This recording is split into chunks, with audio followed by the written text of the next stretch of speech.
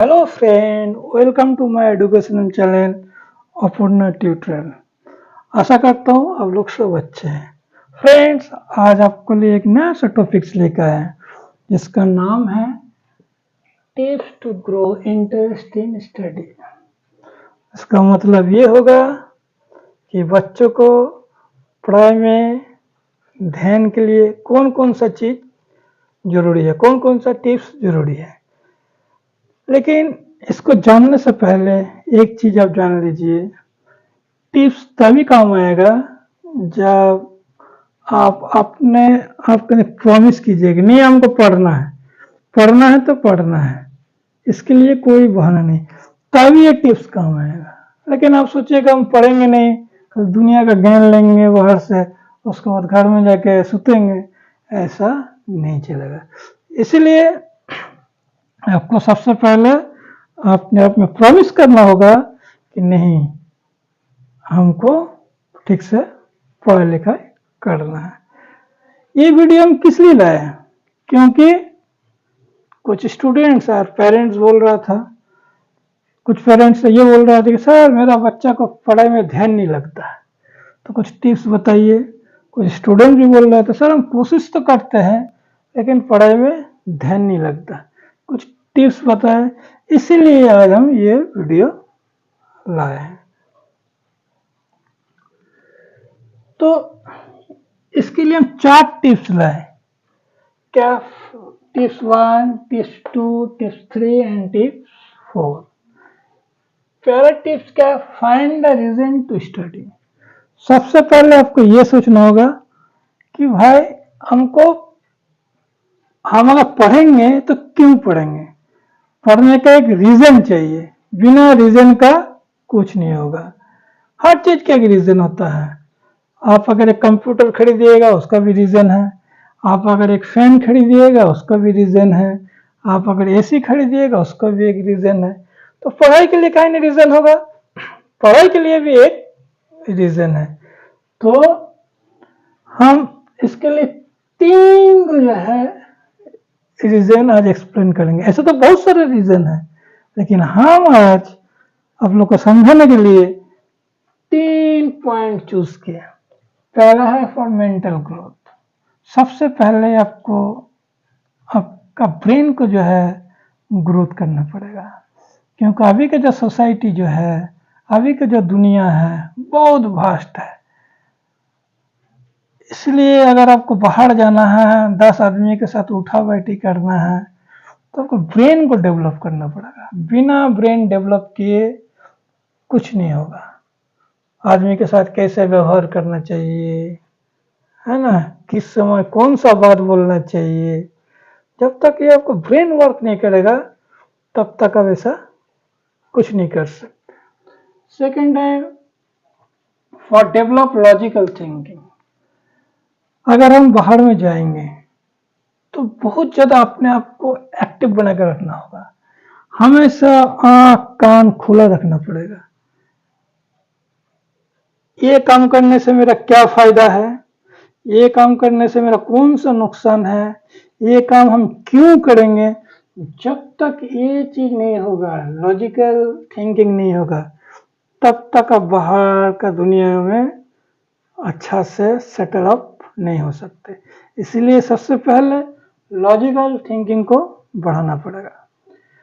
दूसरा future success में 90% student इसीलिए पढ़ता है कि बड़े होकर हमको आईपीएस,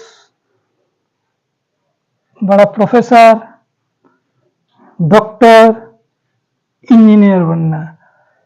कुछ स्टूडेंट्स इसलिए भी पढ़ता है कि नहीं हमको बहुत बड़ा बिजनेसमैन, लेकिन बहुत कम स्टूडेंट इसलिए पढ़ता है कि हमको बिजनेस बनना है। अगर बिजनेसमैन मान लीजिए अभी के जमाने में नहीं बनेगा तो आपको नौकरी कौन देगा? आपको नौकरी कौन देगा? जब तक बड़ा बड़ा इंडस्ट्री नहीं होगा तब तक आपको नौकरी नहीं मिलेगा। इसलिए बिजनेसमैन का भी जरूरी है, क्योंकि बिजनेसमैन बिजनेस करेगा, फैक्ट्री लगाएगा तो आपको नौकरी मिलेगा। और बिजनेस करने के लिए भी क्या चाहिए? पढ़ाई चाहिए। कुछ कुछ स्टूडेंट बोलते हैं हाँ सर धीरू भाई अंबानी कितना पढ़ा, ये कितना पढ़ा, वो सब भूल जाइए। एक दो ठो वो अलग चीज है, लेकिन अगर इस तरह दिमाग रखिएगा तो आपको पढ़ाई में मन नहीं बैठेगा। आपको ये सोचना है कि नहीं हमको आगे बढ़ना है, फ्यूचर सक्सेस के लिए हमको पढ़ना है। सेकंड पॉइंट है कंसंट्रेशन। कोई भी काम कीजिएगा तो सबसे पहले आपको क्या चाहिए, दिमाग शांत। दिमाग शांत होके कोई काम कीजिए और जिसको पूरा ध्यान उसी में रहना चाहिए, ना कि कभी इधर कभी उधर कभी इधर, ऐसे नहीं। जो काम करेंगे टोटल फोकस मेरा उसी में रहना चाहिए, इसी को बोला जाता है कंसंट्रेशन। इसीलिए हम लिखे the ability to give all of attention to do something. मतलब कोई भी काम जब आप कीजिएगा तो आपका पूरा ध्यान उसी पॉइंट में होना चाहिए। जब तक उस पॉइंट में नहीं होगा आपका ध्यान तब तक आपको प्रॉब्लम क्रिएट होगा। देखिए इसी का एक दोस्त है कंसंट्रेशन का, डिस्ट्रैक्शन। ये बहुत खतरनाक है।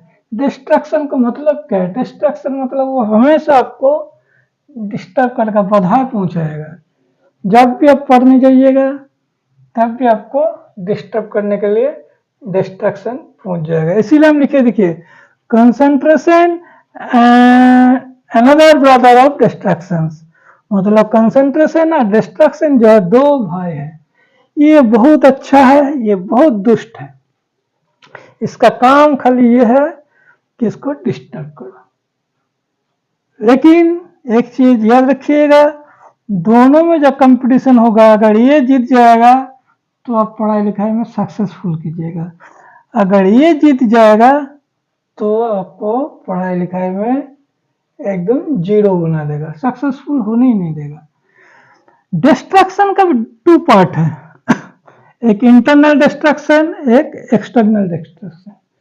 इंटरनल डिस्ट्रैक्शन क्या है, जो आपके अपने अंदर से जो बाधा पहुंचता है, डिस्टर्बेंस आता है। जैसे मान लीजिए क्या हम पबजी खेल रहे थे, हम हार गए, हमको वो व्हाट्सएप से ब्लॉक कर दिया, उनको फ्रेंड रिक्वेस्ट फेसबुक में भेजे थे एक्सेप्ट नहीं किया, उनका अनफॉलो कर दिया।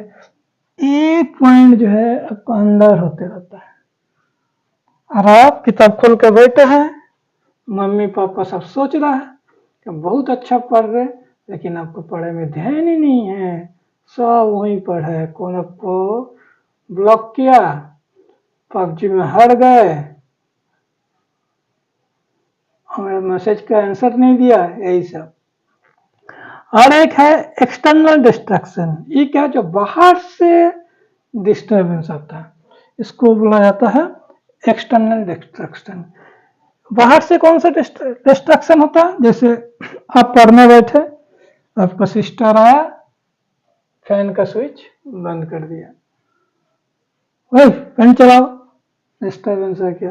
आप पढ़ने बैठे, कोई घर का मेंबर आके टीवी तो चला दिया, आपको डिस्टर्बेंस हो गया। आप पढ़ने बैठे, होम थिएटर में जोर जोर से गाना बजाना शुरू कर दिया। उसके बाद पढ़ने बैठे, आपका फ्रेंड का फोन आ गया, हेलो हम यहाँ पर है, तुम आ जाओ ना, हम तो पढ़ रहे। अरे पढ़ने से कौन सा पहाड़ ये कर देगा, आप तुरंत बुक बंद किए चले गए।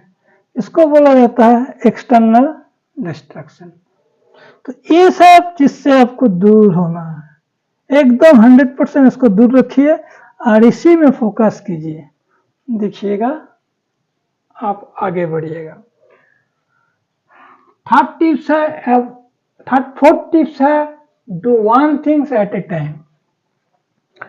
Do one things at A time, इसका मतलब होगा आप जब पढ़ने बैठिएगा, मान लीजिए आप शाम को पढ़ने बैठिएगा, आप 1 घंटे के लिए पढ़ने बैठे, तो 1 घंटा के लिए अगर आप 5-6 किताब लेके, physics chemistry biology history civic geography सब लेके आप सोचिए 1 ही घंटा में पढ़ेंगे तो आपको पढ़ाई ठीक से नहीं होगा।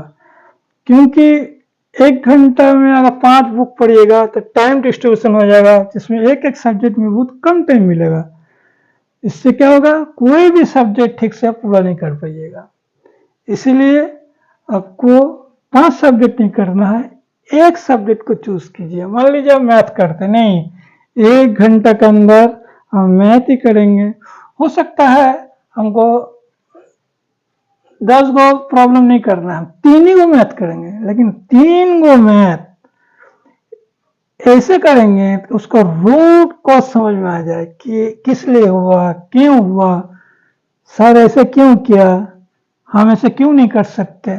जब तक उसको अच्छा तरह उसको बेस को नहीं पकड़िएगा तब तक सेकंड मैथ में मत जाइए।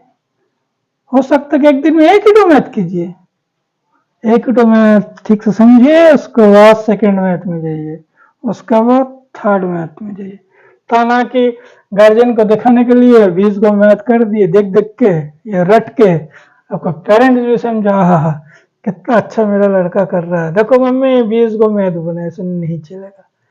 आप अपने आप को धोखा मत दीजिए, अपने आप को क्वेश्चन कीजिए कि क्या हमने 20 गो मैथ बने से कुछ सीखे। अगर आपको अंतरात्मा बोलता है हाँ बेटा तुम सीखा कुछ, तो ठीक है। अगर बोलता है नहीं कुछ नहीं सीखा, हम सिर्फ पेरेंट्स को दिखाने के लिए अपने आप को धोखा दिए, तो ऐसा नहीं चलेगा। तो मेरा कहने का मतलब है 1 घंटा में आप एक ही सब्जेक्ट कीजिए, चाहे कुछ भी कीजिए। मैथ कीजिए तो मैथ कीजिए, साइंस पढ़ना है तो साइंस पढ़िए, अगर लैंग्वेज लिटरेचर पढ़ना है तो लैंग्वेज लिटरेचर कीजिए, लेकिन उसको अच्छा से समझिए। अच्छा से समझ के तब जाके आगे बढ़िए, तभी आप आगे बढ़ सकते हैं। नहीं तो ये टिप्स कोई काम का नहीं है। दुनिया में कोई टिप्स आपको काम नहीं आएगा जब तक आप अपने आप को नहीं सुधारिएगा। जिस दिन आप अपने आप को सुधारिएगा तब तक देखिएगा ये टिप्स है, ये गोल्डन टिप्स हो जाएगा। नहीं तो ये टिप्स का कोई वैल्यू नहीं है। आशा करता हूं आपको ये बात समझ में आ गया। और एक बार मैं बोल दे रहा हूं कि आप अपने आप को धोखा मत दीजिए। पढ़ने के लिए रीजन खोजिए, दुनिया से चैलेंज लीजिए कि सब कोई पढ़ रहा तो हम भी पढ़ सकते हैं, हम भी आगे बढ़ सकते हैं। देखिएगा आप सक्सेसफुल स्टूडेंट एक दिन बन जाइएगा। आशा करता हूं आपको समझ में आ गया। आज यहीं तक।